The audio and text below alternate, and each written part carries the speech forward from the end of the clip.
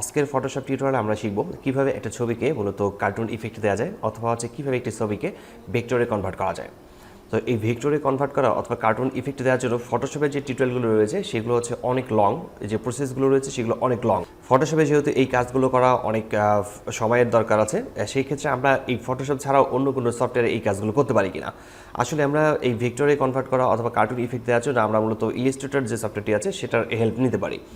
আর ফটোশপে যদি কাজটি করতে চাই তাহলে সেটা অনেক সময় লেগে যাবে। তো আজকের এই টিউটোরিয়ালে আমরা দেখব যে এই ভেক্টরে কনভার্ট করার জন্য আমরা কিভাবে কাজটি করতে পারি। তো এই জন্য আমরা প্রথমে এই যে ছবিটি রয়েছে আমাদের ছবির লেয়ারটিকে ক্লিক রাখবো, এরপর অ্যাডজাস্টমেন্ট লেয়ারে ক্লিক করছি, এখান থেকে থ্রেশহোল্ড লেখাটি ক্লিক করব।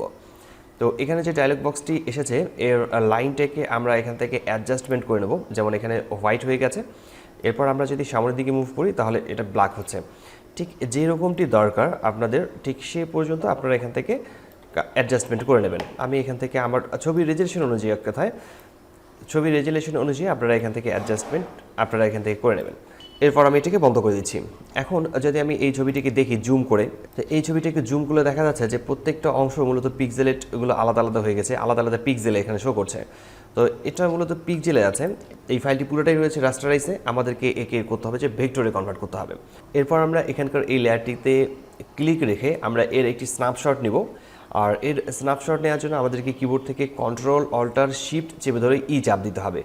আবারও বলছি, এই লেয়ারটিকে যদি আমরা একটি স্ন্যাপশট নিতে চাই তাহলে কিবোর্ড থেকে কন্ট্রোল অল্টার চেপে ধরে চাপ দেবো, তাহলে এর একটি স্ন্যাপশট চলে আসবে।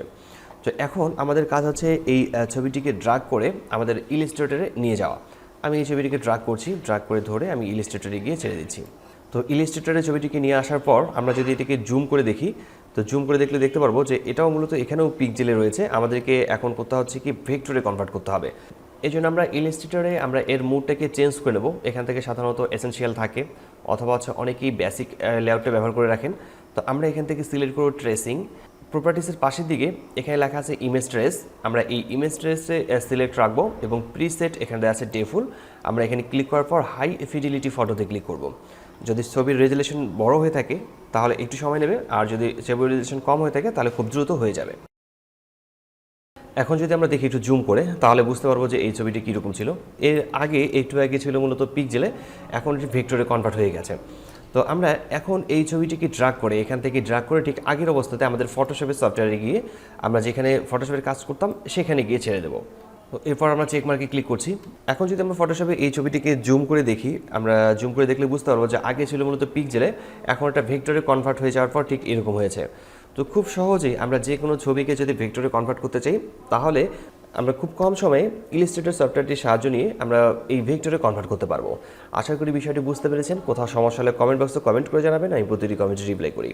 আজকের টিউটোরিয়ালটি এখানে শেষ করছি। দেখা আছে ফটোশপের নতুন কোনো টিউটোরিয়ালে। ততক্ষণ পর্যন্ত ভালো থাকবেন, সুস্থ থাকবেন। ধন্যবাদ সবাইকে। আল্লাহ হাফেজ।